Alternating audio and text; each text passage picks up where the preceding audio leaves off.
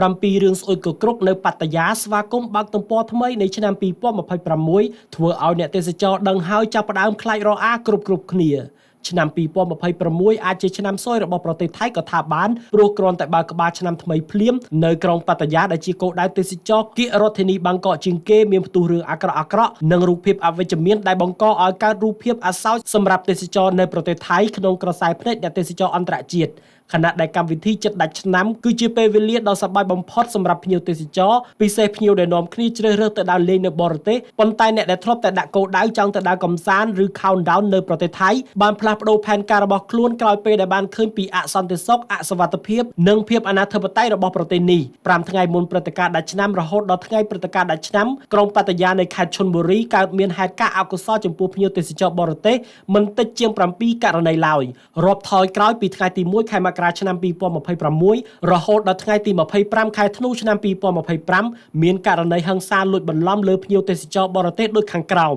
1ថ្ងៃទី25ខែធ្នូឆ្នាំ2025មានករណីភ្ញៀវទេសចរបរទេសម្នាក់បានរងរបួសក្នុងជម្លោះវាយតប់គ្នាទាំងស្រវឹងកាលពីព្រឹកព្រលឹមថ្ងៃបុណ្យណូអែលបន្ទាប់ពីមានការប្រជុំមុខដាក់គ្នានៅខាងក្រៅបារស្រាបៀរមួយកន្លែងនៅក្រុងប៉ាតាយានេះបើយោងតាមការបញ្ជាក់ពីប៉ូលីសហើយការនេះបានកើតឡើងនៅវេលាម៉ោងប្រហែល2ទៀបភ្លឺថ្ងៃទី25ខែធ្នូនៅខាងក្រៅបារដែលមានឈ្មោះថា Apple Bar 2ក្នុងតំបន់ផ្សាររ៉ាំផ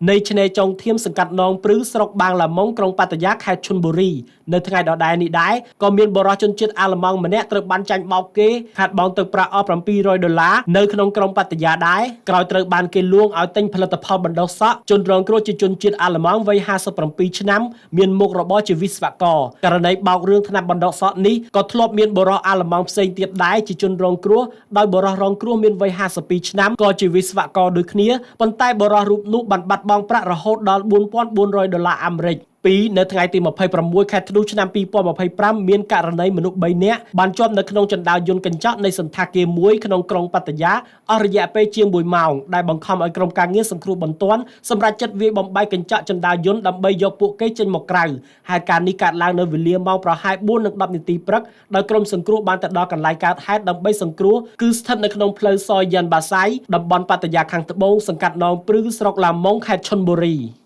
3នៅថ្ងៃទី30ខែធ្នូឆ្នាំ2025មានការហេតុការណ៍អាក្រក់លើភ្ញៀវទេសចរបរទេសយ៉ាងតិច2ករណីដែលមានទី1ករណីចាក់សម្លាប់យ៉ាងសាហាវនៅខាងក្រៅទីកន្លែងកំសាន្តពេលរាត្រីមួយកាលពីយប់ជ្រៅដែលបណ្ដាលឲ្យមនុស្ស4នាក់រងរបួសនៅក្នុងនោះមានសន្តិសុខចំនួន3នាក់ផងដែរហើយការនេះបានកើតឡើងនៅមុនពាក់កណ្ដាលអាធ្រាត្រថ្ងៃអាទិត្យបន្តិចនៅខាងមុខហាងឈ្មោះឈៀលដែលជាកន្លែងកំសាន្តមួយនៅលើផ្លូវប៉ាតាយាខាងត្បូងយោងតាមអ្នកស៊ើបអង្កេតជនសង្ស័យដែលមានឈ្មោះចិនអាយុ36ឆ្នាំត្រូវបានចោទប្រកាន់ថាបានវាយប្រហារទៅលើក្រុមសន្តិសុខបន្ទាប់ពីពួកគេបានចូលទៅអន្តរាគមន៍នៅក្នុងជម្លោះសម្ដីរវាងជនសង្ស័យនិងស្ត្រីម្នាក់នៅក្នុងបារប៉ូលីសនៅក្នុងក្រុងប៉ាតាយាបានចុះទៅដល់កន្លែងកើតហេតុនិងបានរកឃើញបុគ្គលិកសន្តិសុខ3នាក់កំពុងតែរងរបួសដោយសារកាំបិតលោកវិឈិតអាយុ50ឆ្នាំត្រូវបានបញ្ជូនទៅមន្ទីរពេទ្យនៅក្នុងស្ថានភាពធ្ងន់ធ្ងរដោយសារតែរបួសចាក់ជ្រៅត្រង់ទ្រូងចំណែកសន្តិសុខ2នាក់ទៀតគឺលោកធីធីសាអាយុ20ឆ្នាំនិងលោកគៀតផនអាយុ50ឆ្នាំបានរងរបួសត្រង់ដៃនិងភ្លៅ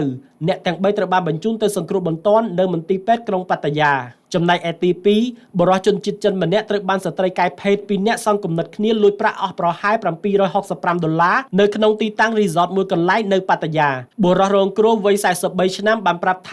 លោកបានបាត់បង់ប្រាក់ចំនួន$5,350ឬប្រហែល$20,000បាតអាចប្រមាណជា$760បន្ទាប់ពីបានបបួលស្ត្រីទាំង2នាក់នោះទៅកាន់បន្ទប់របស់លោកកាលពីព្រឹកព្រលឹមថ្ងៃទី30ខែធ្នូប៉ូលីសបញ្ជាក់ថាលោកបានដាក់ពាក្យបណ្ដឹងនៅវេលាម៉ោងប្រហែល 3:20 នាទីទៀបភ្លឺយោងតាមការរៀបរាប់របស់ប៉ូលីសបុរសរូបនេះបាននិយាយថាលោកបានដាក់ប្រាក់សុទ្ធនៅលើតុនៅក្នុងបន្ទប់ខណៈដែលកំពុងតែផឹកស៊ីជាមួយអ្នកទាំងពីរបន្ទាប់មកលោកក៏បានដឹងថាប្រាក់របស់លោកទាំងនោះបានបាត់ហើយស្ត្រីទាំងពីរនាក់នោះក៏បានចាក់ចេញទៅបាត់ដែរលោកបន្តថាក្រោយមកលោកក៏បានប្រទះឃើញពួកគេកំពុងតែដើរតាមមាត់ឆ្នេរហើយក៏បានឃាត់ខ្លួនម្នាក់ទុករួចទូរស័ព្ទទៅប៉ូលីសតែម្ដងស្ត្រីម្នាក់ដែលត្រូវបានចាប់ខ្លួនមានវ័យ16ឆ្នាំ4នៅថ្ងៃទី1ខែមករាឆ្នាំ2026បើកឆ្នាំថ្មីភ្លាមក្រុងប៉ាតាយានៅតែបន្តជាប់ឈ្មោះស្អុយកក្រុកដដែលដោយក្នុងនោះកើតមានករណីអាក្រក់លើភ្ញៀវទេសចរម្នាក់ដែលបានទៅរកគ្រូទាយដើម្បីឲ្យជួយទាយជោគរាសីក្រោយគ្រូទាយបានទាយថានាងត្រូវបានបាត់បង់របស់មានតម្លៃនៅថ្ងៃបុណ្យចូលឆ្នាំសកលស្រាប់តែនាងបានបាត់ទូរស័ព្ទភ្លាមដែរប៉ុន្តែម្ដងនេះចោលមិននៅឆ្ងាយនោះទេតែគឺជាគ្រូទាយដែលបានទាយថានាងបានបាត់របស់នោះតែម្ដង ហើយការនេះបានកើតឡើងនៅវេលាម៉ោងប្រហែល 6:06 នាទីព្រឹកថ្ងៃទី1 ខែមករាឆ្នាំ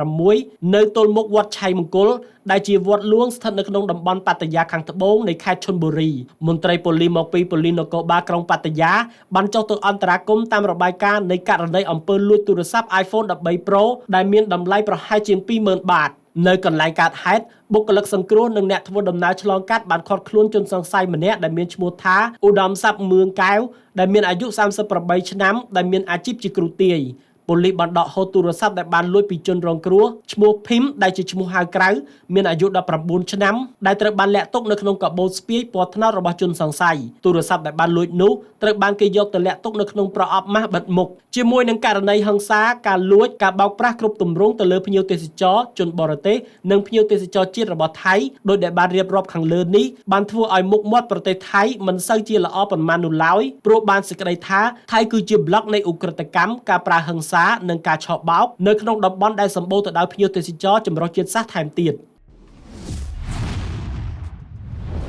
ត្រយងនាំសារពិតគ្រប់ទីកន្លែង